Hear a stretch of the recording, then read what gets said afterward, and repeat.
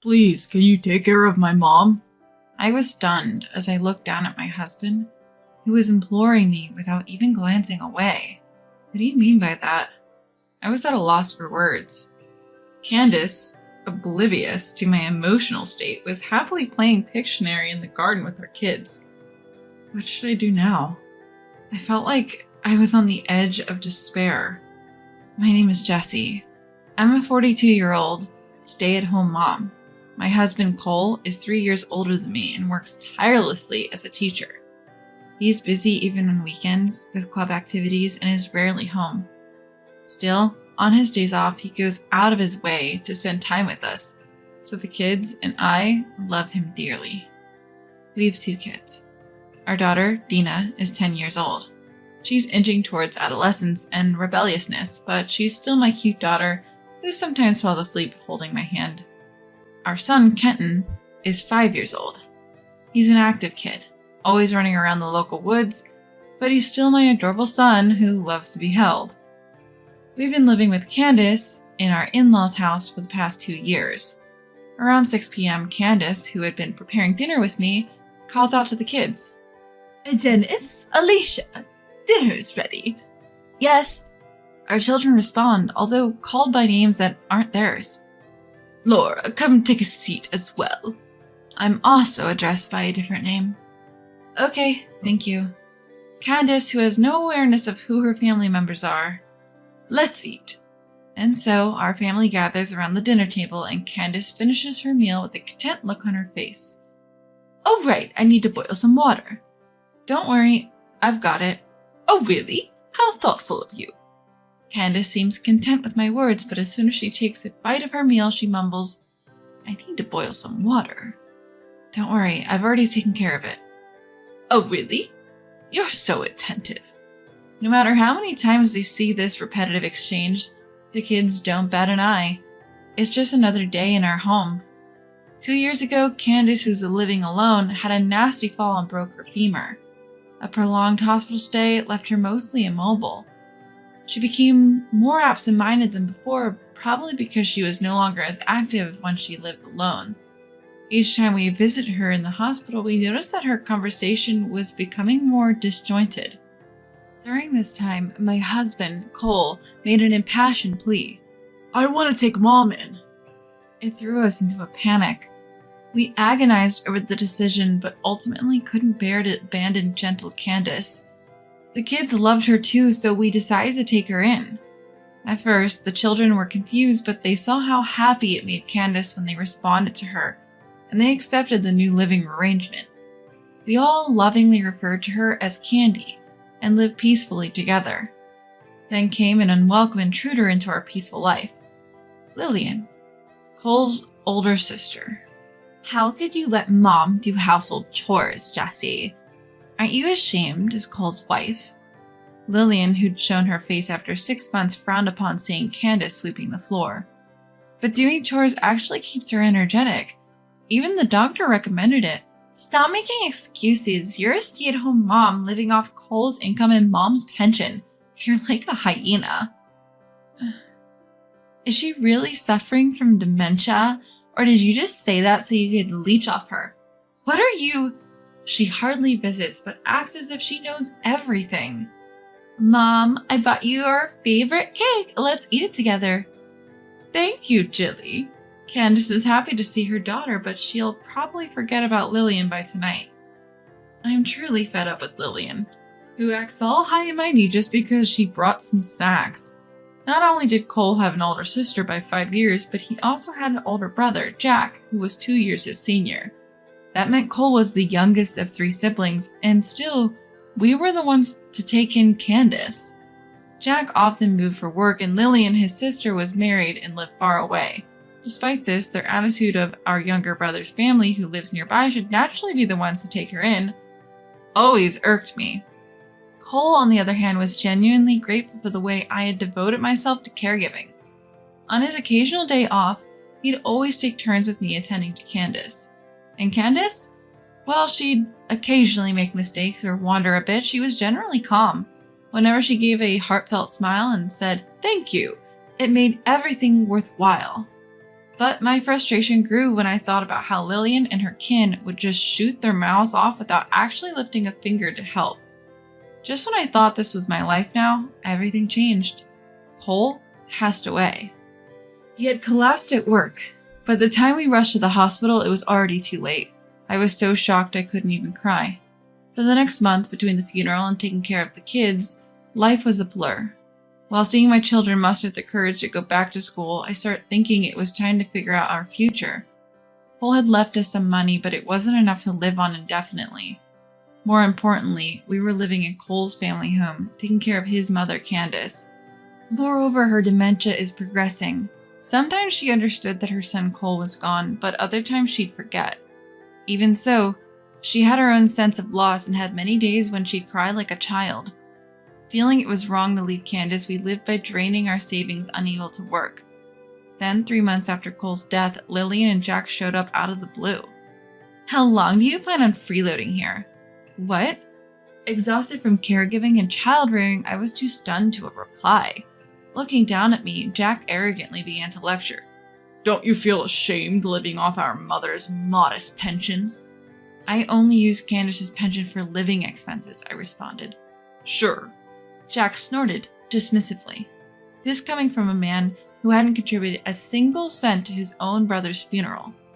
Lillian scanned the room as if appraising it, then began directing me. "You're practically a stranger now. Move out. I'll live here with Mom." "What? You're married and live far away. Didn't Mom refuse that arrangement?" "Oh, no worries. My idiot husband cheated, so I thought I'd come back and take care of Mom. My kids are grown up anyway." "What? How selfish can she be?" If Lillian's husband really cheated on her, I'd sympathize with her. But isn't it just too convenient for her to kick us out without even thanking us for forcing us to take care of her? Ignoring my disbelief, Lillian rushed over to Candace, who was sunbathing on the terrace. "Mom would prefer to live with her real daughter over a daughter-in-law who's like a hyena, right?" Candace, lost in the sunlight, gave a vague reply. But Lillian took that as if Candace had agreed with her, forcefully interpreting her answer to suit her. "Look, just pack up and leave, will you?" "Are you serious?" Seeing my pale face, Jack smirks. Losing your cash cow, huh? Man, if you had been a good provider, maybe my brother would have lived longer. Poor guy. Using my late husband's death to taunt me, how could anyone be so insensitive? He's the worst. Absolutely terrible. But my worn-out body and mind couldn't muster the strength to fight back against these two. That night, as the kids were asleep, I pondered. Honestly, leaving this home would probably make my life easier. I could go back to work if I didn't have to care for Candace. But should I really leave just because Lillian and the others tell me to? Wouldn't that be abandoning Candace? Would my late husband Cole be disappointed? These negative thoughts swirled around in my head. Suddenly, I realized Candace was standing next to me. "Jessie." "Candace, what's up? Need to go to the bathroom?" I was about to stand to assist her, still surprised to be called Jessie after such a long time, but Candace stopped me, taking my hand. "Jessie, leave this home." "What?" I was puzzled by her sudden proposal. Was she choosing Lillian over me because they shared the same blood? As if reading my thoughts, Candace spoke gently. "You're still young. Don't waste your time on an old person like me. But live with Kenton and Dina. Make life easier for them. But what about you, Candace?" "I'll be fine as long as you all are happy." Candace smiled. A lump formed in my throat. "Candace," and tears flowed for the first time since Cole passed away. Candace gently caressed my hand. "Thank you for everything. I'm so grateful for your gentle touch. It's given me so much happiness." "Yes, that's it. I chose to live with her because she is this warm-hearted." I cried like a child while being embraced by the warm chest of Candace. The next morning, Candace greeted me. "Good morning, Laura." She probably didn't remember last night. But I had made up my mind. I will leave this house to protect my children, and not to waste Candace's feelings. I soon found an apartment in the same school district and moved with my kids. I was concerned about Candace, but for now I decided to leave her to Lillian's care. I even found a job opening at my previous workplace. My kids are still adjusting, but I feel we're moving forward bit by bit.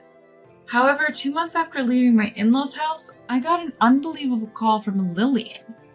Taking care of Mom is tougher than I thought. Come help me. What? So listen, Mom keeps cooking with rotten veggies and constantly forgets to hang the laundry. Could you please keep an eye on her during the day? What is she talking about? She accused me of being horrible for having Candace do household chores, but isn't she doing the same? And considering Candace's cognitive decline, she can't possibly manage all the household tasks by herself. Did she take our mom in just to have an extra set of hands around the house? Unbelievable. Why don't you help her with chores yourself, Lillian? I'm busy too. Busy? She doesn't have a job and the kids have moved out. I have work. I can't. Can't you take a little time off? You're family after all. My employer won't let me take paid leave to take care of someone else. Isn't it cruel to call your mother-in-law someone else? You were the one who said I'm now a stranger, remember? That's... Lillian hesitated. I decided to hit where it hurts. If you can't manage without asking a total stranger for help, you must be pretty incompetent, Lillian. What? If you want a stranger's help, prepare a payment, then I'll consider it. You're so greedy. I can't believe my brother married you. I'll never ask for your help again. Fine by me. She hung up angrily. I felt relieved that I finally stood up to her. I'm concerned about Candace, but helping now would just make me a pawn in Lillian's games. She must have some pride. She won't street Candace for a while. In the meantime, I start making some preparations. 3 months later, Lillian called me to a family restaurant. Her hair was a mess, her face pale, and she had a vacant look in her eyes. You didn't tell me. What? You didn't tell me taking care of Mom would be this hard. Why didn't you tell me? Well, you didn't ask. Lillian groaned and went silent. Candace is calm, but she wanders and has accidents. Taking care of her alone must be draining. If it wasn't for Cole and the kids, I couldn't have managed either. Lillian dug into her bag and pulled out a thick envelope, throwing it at me. Here, take this and help me. What? You'll do it for money, won't you? I was stunned by her audacity as I checked the envelope. Looks like about $100 bills. It must have been hard for her to part with that money, but she clearly doesn't understand the weight of asking for help. So can we consider this an advance payment? Huh? If you need me 5 to 6 days a week, that would roughly amount to $35,000 a year. Huh? Of course, if I move in, it'll cost more. What do you think? Upon hearing this, Lillian's mouth drops open in shock. She then screams, her face flushed red. Are you kidding me? How can you ask for so much money when you see someone struggling? Are you heartless? A devil? I don't mind being called a devil. Asking for help has its costs. I have my own kids to take care of. I don't have the luxury of volunteering. Ugh. You get it now. I'm not some stay-at-home mom leeching off my own mom and Cole. Ugh. If you're willing to pay $35,000, I'll work. But you might find it cheaper to place her in a facility. That's not fair to Mom. Oh please, what's so unfair? I can't think of a situation worse than being treated like an intruder. It's safer with professionals than an amateur like you. But relatives, pension. So frustrating. So it's about appearances and money. Which is worse? Didn't you get alimony from your husband for his affair? That's... Wait, you didn't? Are you a saint, Lillian? Or maybe you're the one who cheated. Yikes. Lillian's shoulders jump in what seems like a funny manner. Guess I hit the nail on the head. She's probably been avoiding any talk of a divorce or alimony from her husband, claiming she has to care for her mother. So, the reliable one is Jack, your brother. Why not ask him for help or money? Your own flesh and blood should be far more reliable than an outsider like me, right? Lillian grinds her teeth. Good old loudmouth Jack. Probably uses his job relocation as an excuse to avoid lending a hand. Discuss what's best for Mom. like the close siblings you are. To avoid causing a scene, I quickly pay the bill and leave. After holding out for a while, it seems Lillian reached her limit. She took Candace and forcefully moved into Jack's home. Jack's wife and kids, disgusted by the arguments over Candace's care between Lillian and Jack, feared they might get burdened with it too and left the house. That tells you how poorly Jack has been treating his family. Abandoned by his family and at a loss, Jack apparently told Lillian and Candace to leave the house. He said he'd pay for Candace's assisted living facility. About a year ago, Lillian, once full-bodied, had become incredibly thin. She told me, "I've decided to put Mom in a facility." I've been researching for 6 months and immediately suggested the perfect nursing home for Candace. Lillian, like a shell of her former self, was talking incoherently, but I took it as consent and started the admission process. Finally, Candace found her final home, and I could see her too. Now there's no need to worry about both of us collapsing, nor will we be berated by Lillian and Jack. I can talk to Candace freely and peacefully. This is the best way I can give back while raising my own children.